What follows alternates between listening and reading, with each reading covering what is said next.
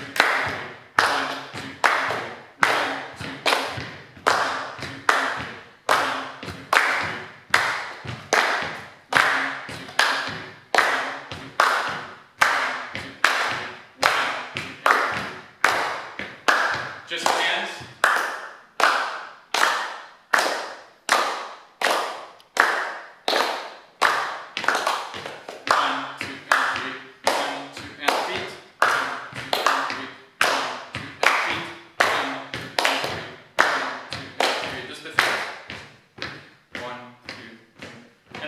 Add in the 1. 1, 2, 3, 1, 2, 3, 1, 2, 3, 1, 2, 3.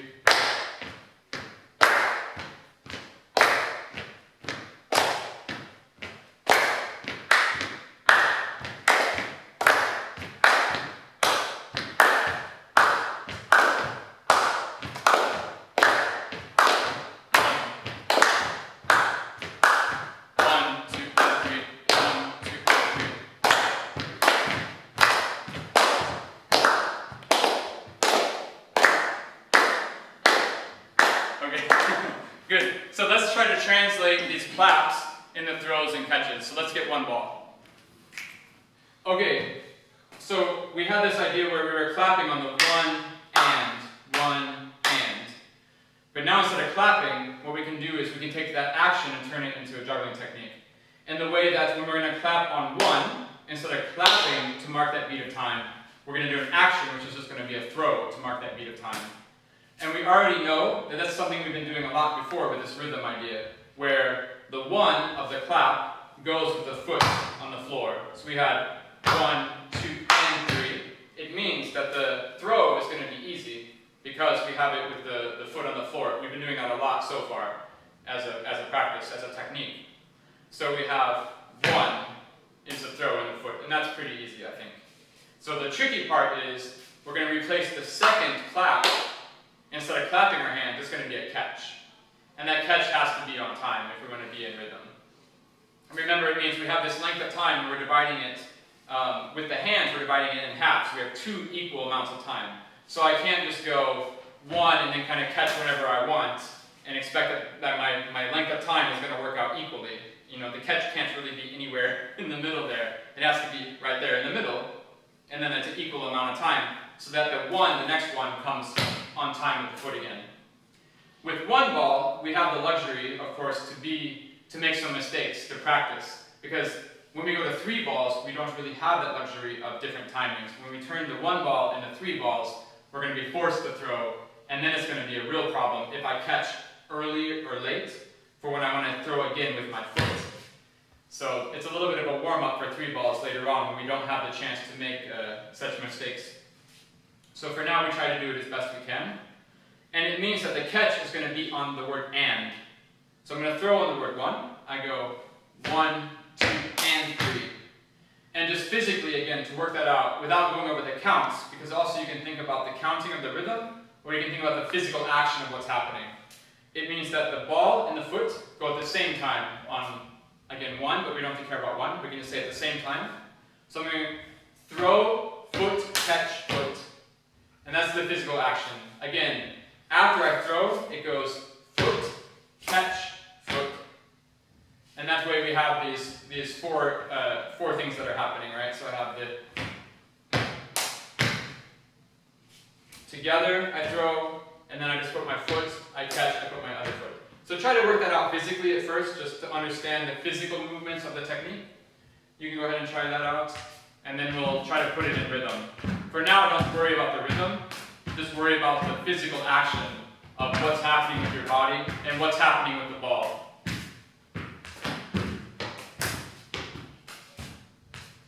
You can break it down even smaller if you want. If this is really hard to understand at first, you can think that you're going to throw, just do like this much. Just go throw, foot, catch. Right? That's part of the technique. It's not the whole thing. You just go throw, foot, catch. And that's easy, right? You can do that first time. Try it. You can even skip the first foot. You don't have to do the first foot. Just do throw, foot, catch. Yeah, that's easy, yeah? Throw, foot, catch. Throw, foot, catch. Yeah, perfect. And now, don't change that. So we're only going to add to that after you catch the ball, put your other foot. Alright, that's super easy too. So you're just going to go throw, foot, catch, foot. You don't even have to be on time. Just move your other foot after the catch. Throw, foot, catch, foot. Yeah, good. Catch, foot. Yeah, good. So then, when you figure that out, you can put the first foot back in, right? So you don't change anything you did, don't change what you just did. And to break that down again, it goes throw, foot, catch. Easy enough, I think. Don't change that. Throw, foot, catch, foot. Doesn't have to be on time, we're just working on the physical movements. And now we're going to add on top of that, we don't change that, we're just going to add the first foot when I throw. So it goes. So again, throw, foot, catch. Throw, foot, catch, foot, no problem. And then just add in the first foot there. So it goes together, foot, catch, foot. So try that out. Again, if you get lost, go back to the basic pattern, which was just going to be the broken down unit of throw, foot, catch. Throw, foot, catch. And then put the foot after it, throw, foot, catch, foot. And then together, foot, catch, foot. So together, foot, catch, foot. That's good. That's it, yeah. Good. Yeah, perfect. Okay, so now we're going to try it with the rhythm. We're going to try to be on time. And this is the same thing like we just did when we were clapping. We never lose the feet. So the feet will always keep going 1, 2, 3, 1, 2, 3. And I think it's going to be easy enough at the start to throw the ball on 1. But the catch is going to be harder to get on the right beat. But for now, don't lose the feet and don't lose the 1. And then we can start to work on how to fix the catch to be on time, right? So if you're doing this exercise, and you start to throw on the 1, and then you stop moving your feet, and then you're trying to get the ball in the timing, it's all going to fall apart. You have to have a steady beat of rhythm against which to judge, am I catching early or am I catching late? So don't stop the feet, we can do it together. Let's go 1, 2, 3, 1, 2, 3, 1, 2, 3, 1, 2, 3. And already now then, we can start to count with the and. So we're going to go 1, 2, and 3. 1, 2, and 3. Throw, 2, and catch. Throw, sorry. 1, 2, 3. Throw, 2. I can't say it and do it at the same time. So we have 1, 2, and 3. Throw, 2, catch 3. Throw, 2, catch 3. Throw, 2, catch 3. Throw, 2, catch 3. Throw, 2, catch 3. Throw, 2, catch 3. Throw, 2, catch 3. 1, 2, 3. 1, 2, 3. 1. So let's just keep the feet going and just try to start throwing the ball on 1 and try to catch it on the end. But if you don't, please try to be back on time on the 1. So we're going to go. Here we go. 1, 2, 3. 1, 2, 3. 1, 2, and 3. 1, 2, and 3. 1, 2, and 3. 1, 2, and 3. 1, 2, and 3. 1, 2, and 3. 1, 2, and 3. 1, 2, and 3. Throw, 2, catch 3. Throw, 2, catch 3. Throw, 2, catch 3. 1, 2, 3. 1, 2, and 3. 1, 2, and 3. 1, 2, and 3. 1, 2, and 3. 1, 2, and 3. 1, 2, and 3. 1, 2, and 3. 1, 2, and 3. 1, 2, and 3. 1, 2, and 3. 1, 2, and 3. 1, 2, and 3. 1, 2, and 3. 1, 2, and 3. So good. Okay. Take a little rest. Not bad for the first time. Again, this is really difficult. This isn't something we normally practice with juggling, I guess. When you go, at night to do your training after school, I don't think you sit down and go, okay, now I'm going to work on my 2 against 3 rhythms. Which, of course, if you did, then this would be really easy now. It's like everything else with juggling. It's like technique with 5 balls. Again, you don't ever pick up 5 balls in your life the first time and expect to do it perfectly. That's crazy. As jugglers, we think that's crazy. Maybe we shouldn't, I don't know. But it's the same thing with creativity. If you've never made a trick in your life, and you don't practice making tricks, then yeah, it's hard. It's the same thing for rhythm. If you never practice 2 against 3, of course it's going to be difficult. But if you do practice it, you get better at it, and it's much easier. So we're going to do this one more time.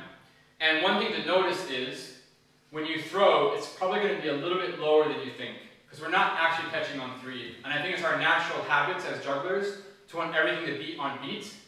Because we practice that most of all, right? When we're doing the numbers juggling or the good technique, proper technique, we have the good posture, we have the good rhythm, everything is just on beat all the time.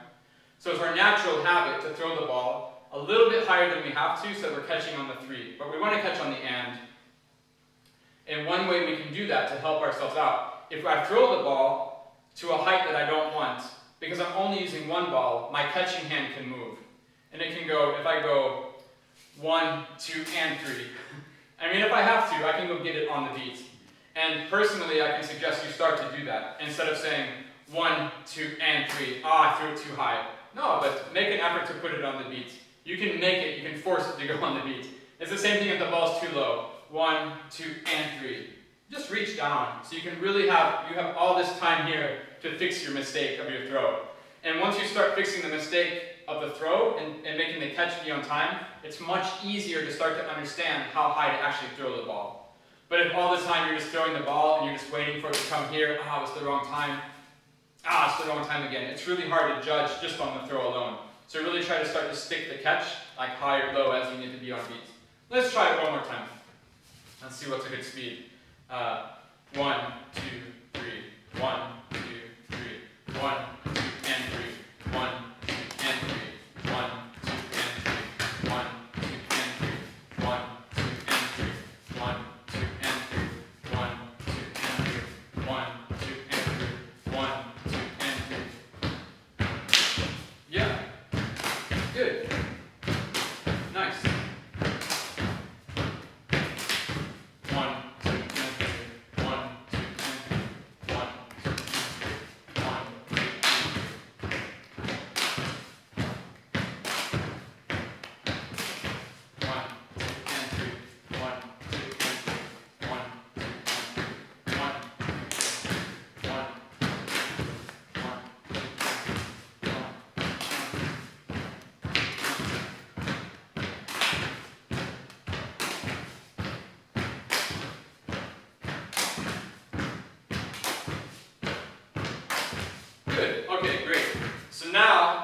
something else, where we're going to take the rhythm we're doing with our feet, which is on 3s, and we're going to switch it with the hands, which we're doing the 2 beats of the rhythm. So we're going to take the 2 beats, which were on the 1 and do that with the feet, and take the 1, 2, 3 rhythm of the feet and do it with the juggling. But we use 3 balls to make it easier. So let's get 3 balls.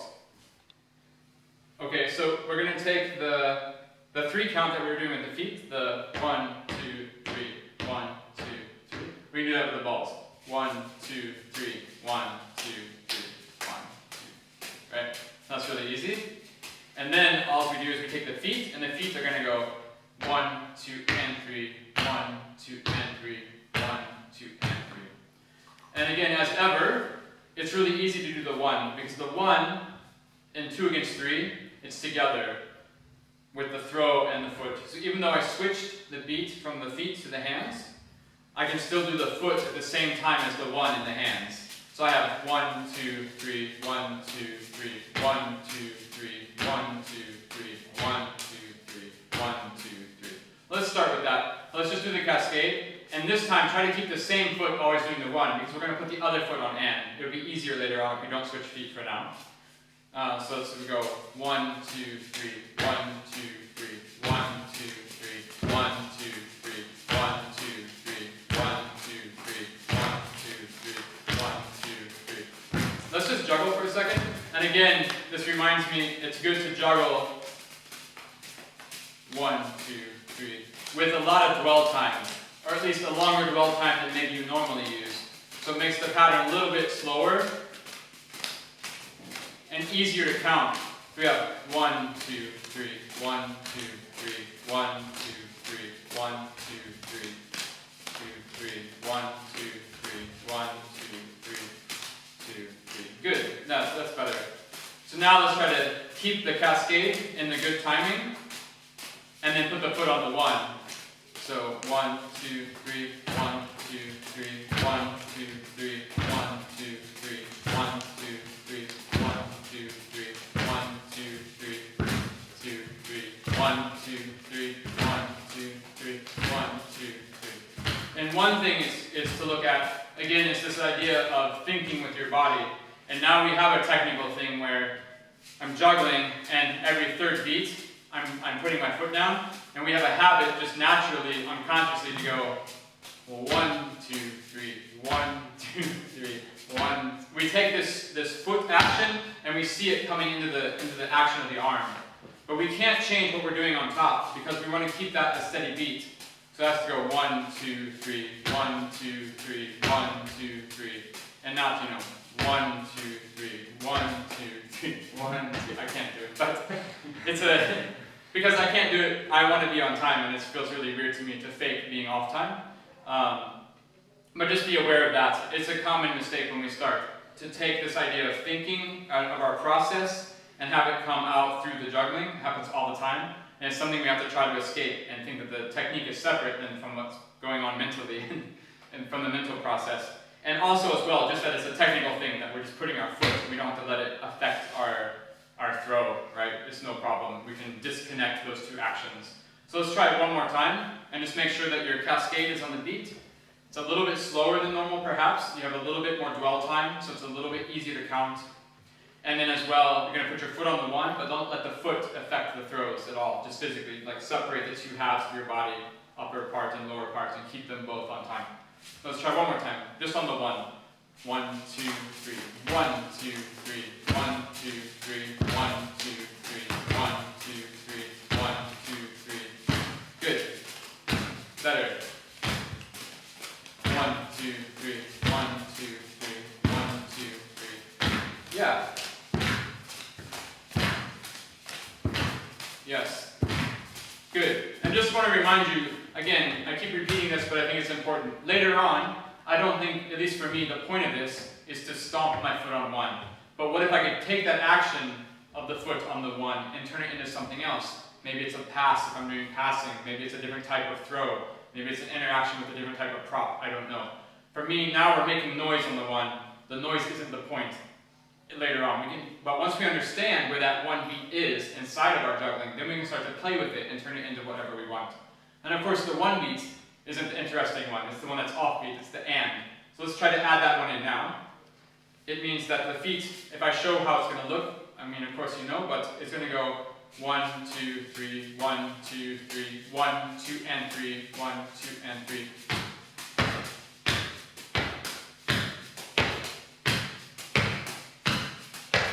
1, 2, and 3, 1, 2, and 3, 1, 2, and 3. So we have this beat. And this is the threes. So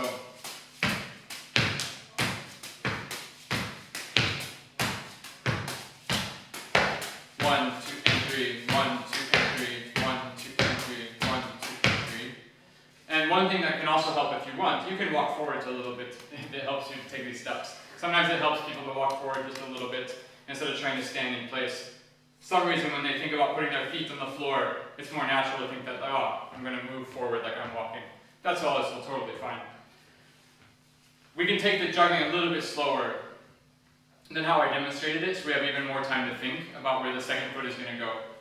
As ever, we don't stop the 3 count. It's always going to go 1, 2, 3.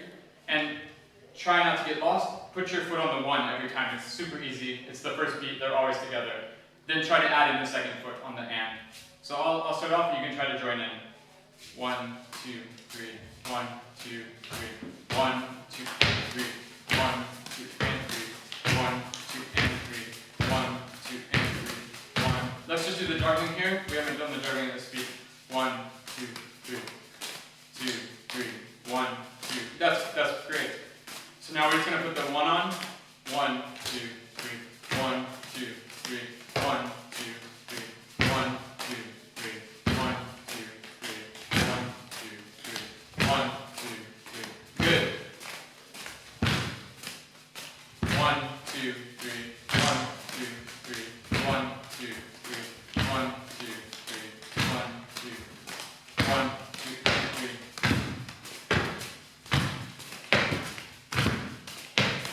1, 2, and 3. 1, 2, and 3. 1, 2, and 3. 1, 2, and 3. 1, 2, 3. Take 1 second on your own, just with your own body and your own space and your own mind, and try to figure it out a little bit, and then we'll try it again together. Same thing, free ball cascade, try to put the foot on the 1 and the and, but try it on your own a little bit, and we'll try again together.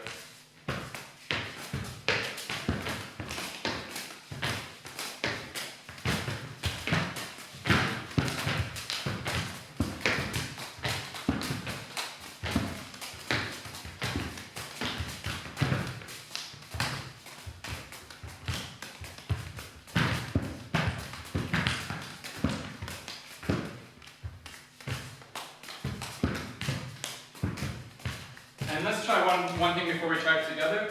Instead of trying to loop it, let's just do 1 time through. So we're only going to do 3 throws and see if we can coordinate the feet with that. Again, maybe it's a lot easier than, we do have this idea before I said that the beat's always running, that I have a metronome against which to make my rhythm, and that's true. I don't think you can be on time without having a sense of the overall length of time and how it's progressing in terms of the beat. But in terms of a technical achievement or a series of physical movements, it's much easier just to do 3 throws. So maybe just try that on your own for a little bit. Just try to go 1, 2, and 3. So you're only doing 3 throws of cascade. 1, 2, and 3. 3 throws, 3 catches. And just have the feet go twice. Maybe if you get that far, it's good to physically understand what's happening.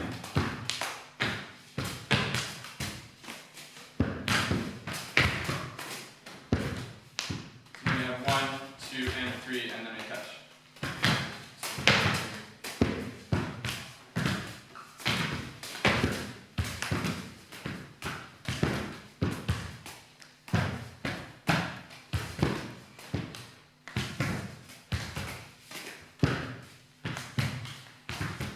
So in this way, when we do the 3 throws, we're going to have to remember that there's a catch after the 3, because of the way it starts with in terms of the cascade. But as well, you should notice that after you do 3 throws, you're going to have 2 balls on the other side. So either you start from there or you switch back to the beginning. So I think you were only doing 2 throws maybe because you were always starting in the same hand. You should notice that after 3 throws, of course, 3 throws and a 3 ball cascade, you have 2 on the other side. So this goes 1, 2, and 3, catch. Just because of the way it's going to loop again, because that catch would be the 1, remember? Actually, when I say catch, it's the 1 again. The 1 is a catch when I just stop, but of course when I start now, the 1 is a throw, so that can be a little bit confusing if we're not looping it all the time. So just 3 throws is 1, 2, and 3, catch, or would be a throw as well. So try it one more time on your own, just 3 throws, physically working it out.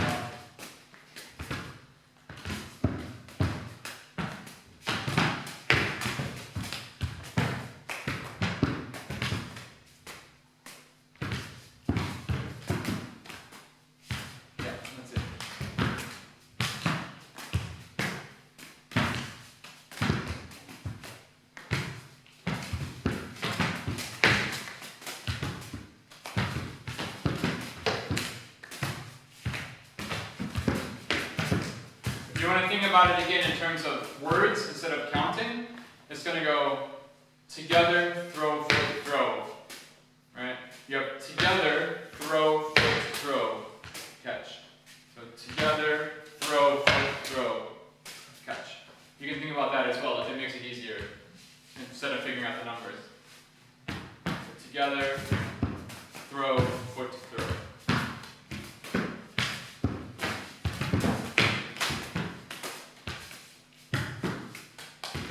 Yeah, that's good. That's it.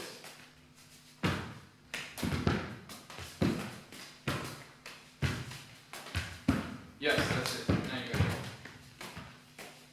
Cool. Let's try it one more time all together. We keep the 3s in the hands. We don't stop that. If you get lost, just find the 3s, the 3 count on the cascade.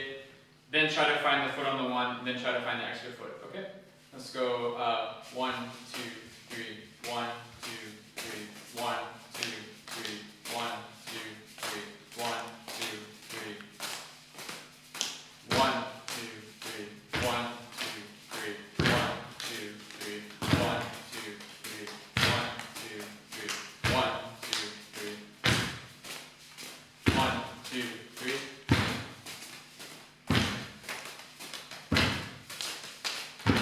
2, and 3. 2, 3. 1, 2, 3, 1, 2, 3, 1, 2, 3, 1, 2, 3, 1, 2, 3, 1, 2, 3, 1, 2, 3, 1, 2, 3. And 3, 1, 2, 3, 1, 2, 3, 1, 2, 3, 1, 2, 3.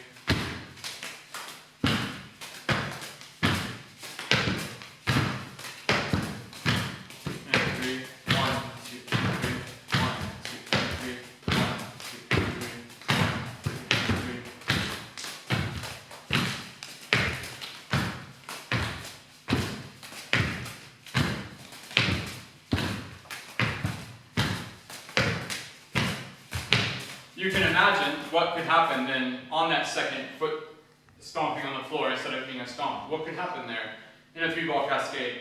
We have the foot stomp on the 1, it's together with the throw, but the second foot stomp is off time of any of the technique that we're doing with the 3-ball cascade. So you can start to invent new things that could happen there in between these beats. Who knows, maybe it's somebody else with another object coming into the pattern there. Or we do say that we're going to pass on that offbeat. How does that work? So we have this idea of these polyrhythms that phase through each other in different ways, where we can start to build technique on top of these ideas instead of on top of the idea of, say, for example, side swap, where rhythm is always regularly divided into the same, length of time of each unit.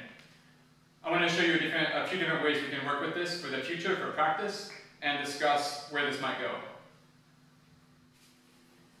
When we were doing the 3 beats with the feet, and the 2 beats with the hands, we were using 1 ball, so that we would throw on the 1 and catch on the and. But of course, we can do the same thing with 3 balls. It means if I'm going to do the 3 on the feet, I go 1, 2, 3, 1, 2, 3. And then the juggling in the air with the 3 balls is going to be on the 1 and the and. With just a cascade, it works easily. 1, 2, and 3, 1, 2, and 3, 1, 2, and 3, 1, and 1, and 1, and. In that way, we're throwing every single beat instead of, and catching at the same time, instead of just having the 1 ball where we're throwing every other beat and catching every other beat of the 2. So, added together, it looks like this. You're going to go 1, 2, and 3. 1, 2, and 3.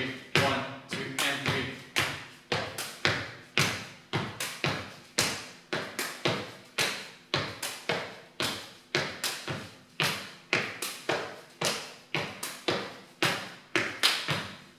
You're catching on the and throwing as well, and also on the 1 you're catching and throwing at the same time. And sometimes people ask, but wait a second, if we're throwing and catching on the beat, which one is it? Am I going to catch on the beat or am I going to throw on the beat? I don't know what to do. Okay, but for now, we're having a long dwell time. So the question isn't really, we're talking about a half a second or a microsecond. We can still be on beat more or less. Don't worry about that. If I was juggling like this with a really short dwell time, sure, then we can start to talk about the catch and the throw being on different beats from each other. But for now, if I have a long dwell time and I juggle a cascade like this, the catch and the throw are almost simultaneous. It's almost at the same time. So sure, if you want to take this work and be so precise that you start to worry about, is it the catch that's on the beat or is it the throw that's on the beat, then please do that. But as well, then I think you have to do both. So don't just put the catch on the beat and not explore what it means to put the throw on the beat. What does that mean as well? But for now, if we have a long enough dwell time, for our purposes, to understand what rhythm is, and to understand polyrhythms inside of juggling, it's good enough to say that the throw and the catch happen at the same time, more or less, on the beat, at least for what we're doing together today.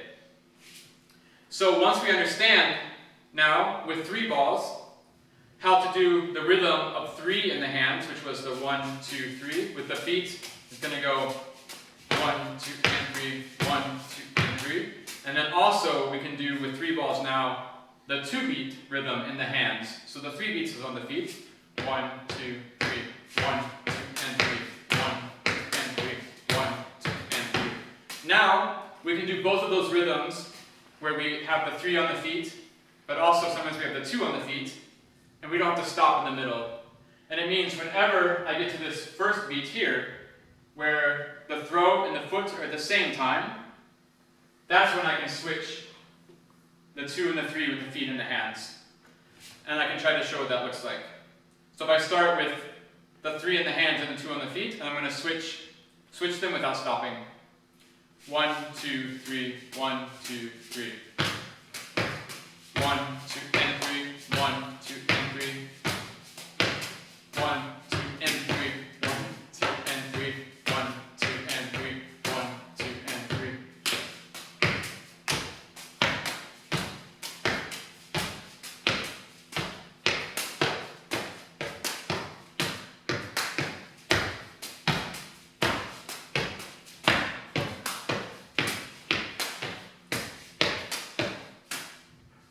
It is possible to do it, it's a little bit harder, but again, it's not something that I ever practice.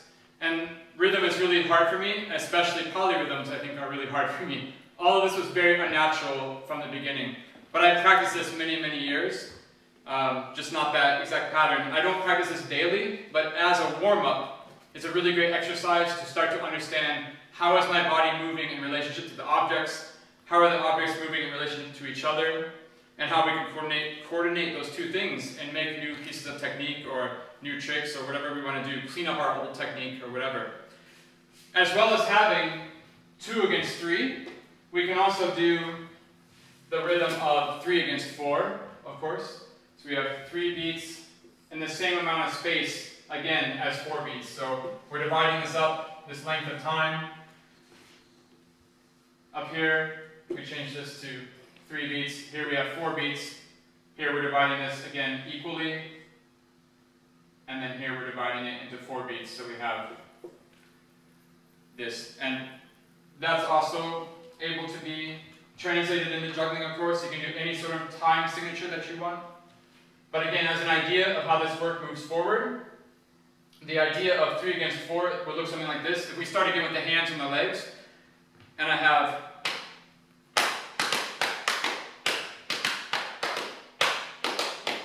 my left hand is doing the 4s.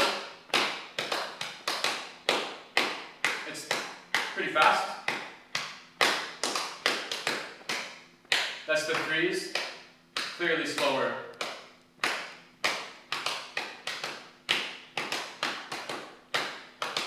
And we can play the same game to try to translate that into juggling for now.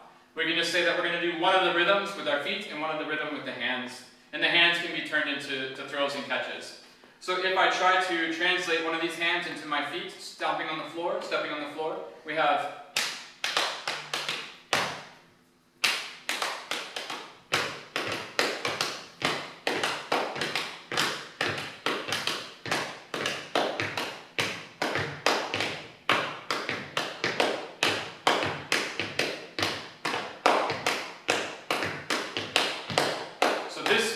juggling, right?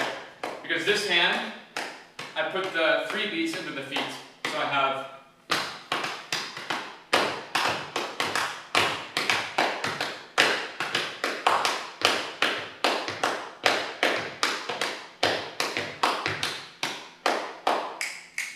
so I should do a 3-ball cascade at that speed.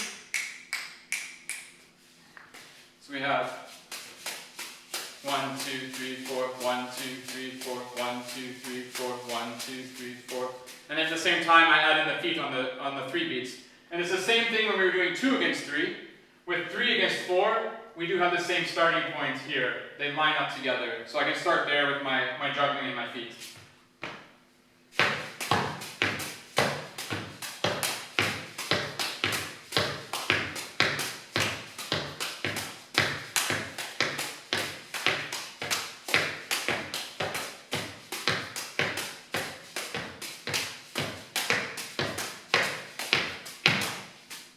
That. Again, the point of this isn't to make noise. It does make noise, it does make a polyrhythm. But what can we do? I want to show you a suggestion again. How can we use 2 rhythms in juggling at the same time? There's a very literal translation of this into juggling. Let's go back to the 2 beats against 3.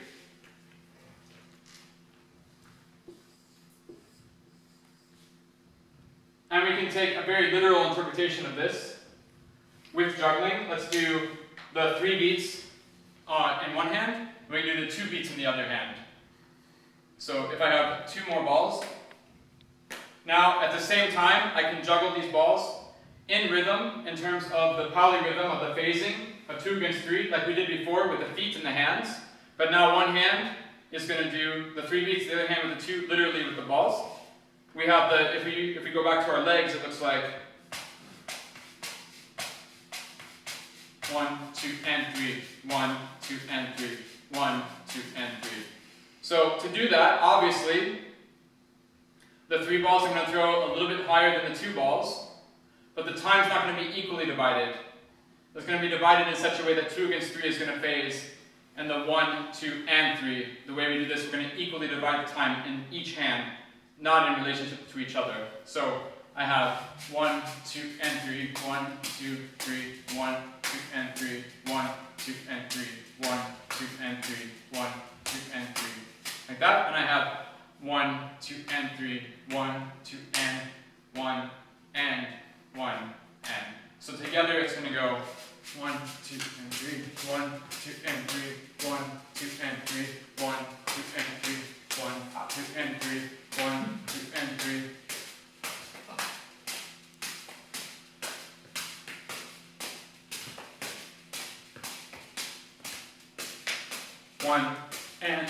One, and in this way we can juggle 2 different rhythms at the same time. There's obviously lots of different ways to juggle 3 balls in one hand and 2 balls in the other. There's a synchronous way where they're both going at the same time. So we're dividing time differently there. Both of the hands are in the same time. We're just doing subdivisions on that. You can also do the alternate method. That was a synchronous method. We have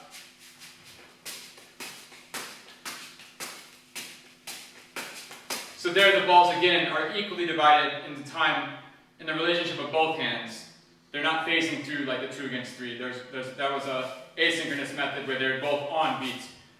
Whereas in the 2 against 3 you have one catch that's off beat.